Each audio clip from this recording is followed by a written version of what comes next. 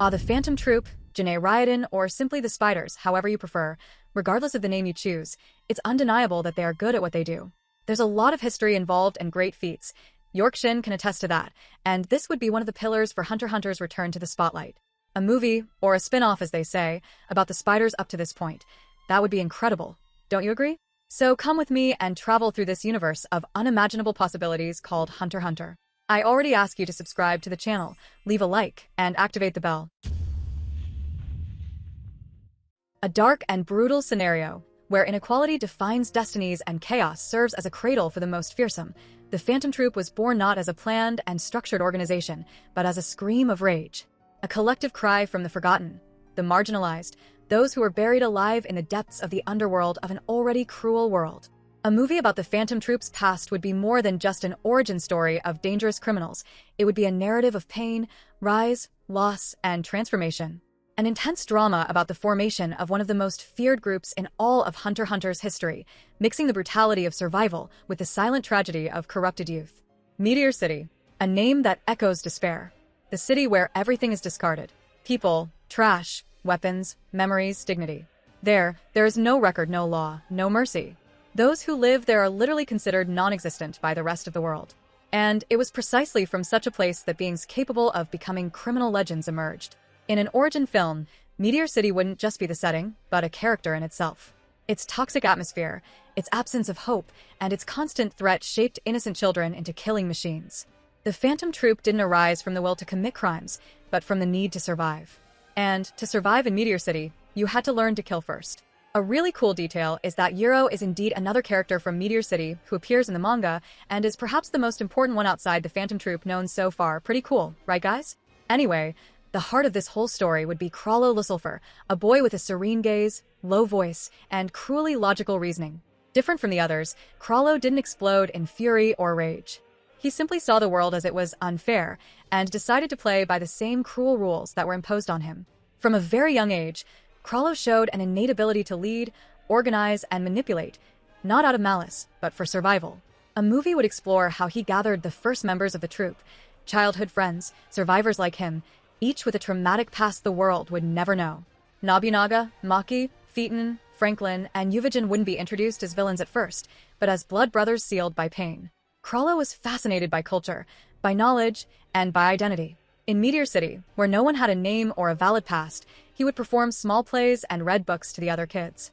A striking scene in a possible film would be him narrating classical tragedies and asking the others what they would do if they were the characters. Among scrap and corpses, he formed what would become the soul of the troupe, the value of the group above all else, the creation of a new family where belonging was more valuable than anything else. And thus, little by little, the first members sealed their loyalty to the leader not out of fear, but out of devotion. The initial idea of the troupe wasn't to spread terror across the world.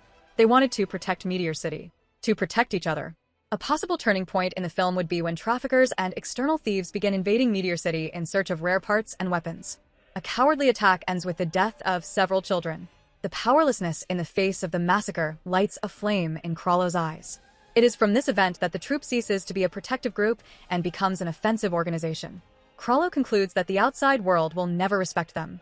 That, to be heard, they need to make the world bleed. The first massacre planned by the troupe would be the turning point. Armed with improvised tools and a cruelty learned the hard way, they decimate a gang that invaded Meteor City.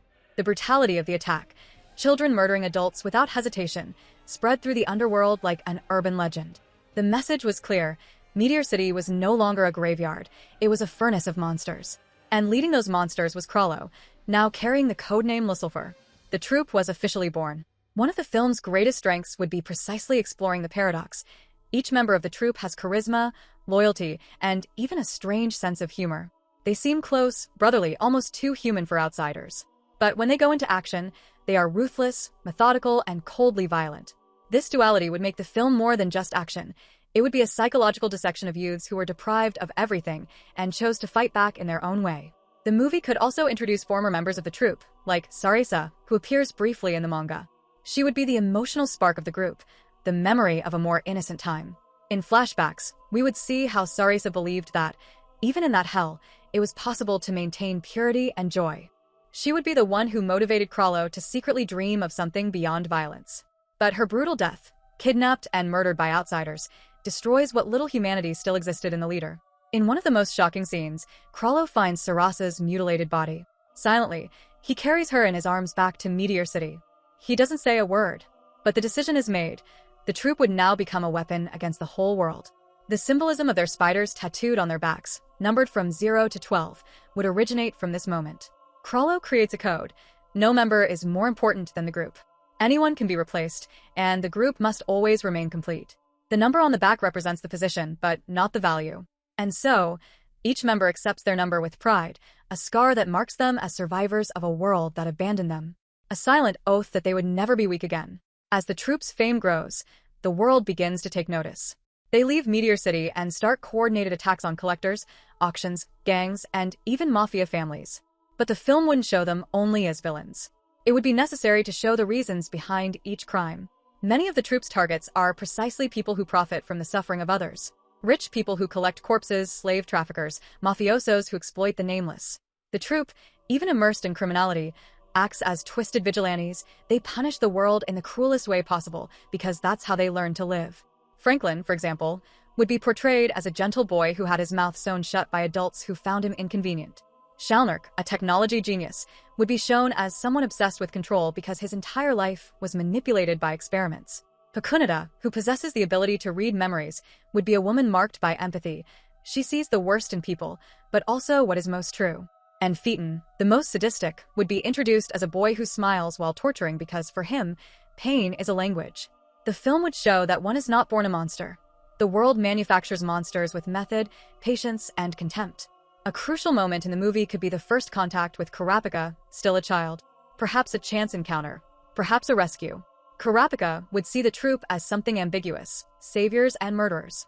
And this contrast would serve to plant the seed of hatred that would later consume his life. The eventual massacre of the Korda clan, committed by the Troupe, would not be in this film, but it would be foreshadowed as an inevitable tragedy. A choice the group would make not out of malice, but out of pride and necessity. The Scarlet Eyes were treasures on the black market, and the Troupe had decided that, to humiliate the system, they had to take what the system valued most: power and beauty.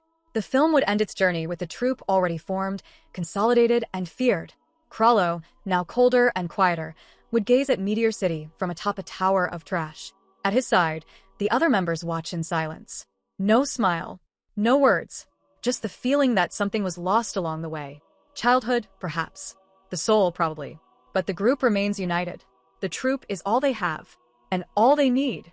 It would be a melancholic, bittersweet ending where the viewer would understand that the Phantom Troupe is not just a group of villains, but the result of a world that despises the weak, forgets the poor, and turns innocents into beasts. The message would be clear. You cannot ignore those thrown into the shadows, because sooner or later, the shadows learn to fight. With a cast rich in personalities and a setting fit for reflection, the Phantom Troupe film would be an intense work, visually dirty and emotionally devastating. A dive into the guts of Meteor City and into the soul of those born from it. It would show the beginning of a legend, yes, but also the end of innocence. A reminder that behind every criminal, there may be a child who only wanted to live. And throughout the end credits, an extra scene. A desert. A boy with white hair and scarlet eyes walks alone. He finds a Korda corpse without its eyes. Picks up a stone. Carves a spider symbol on the ground. Silently, he promises something. One day, all those spiders will fall.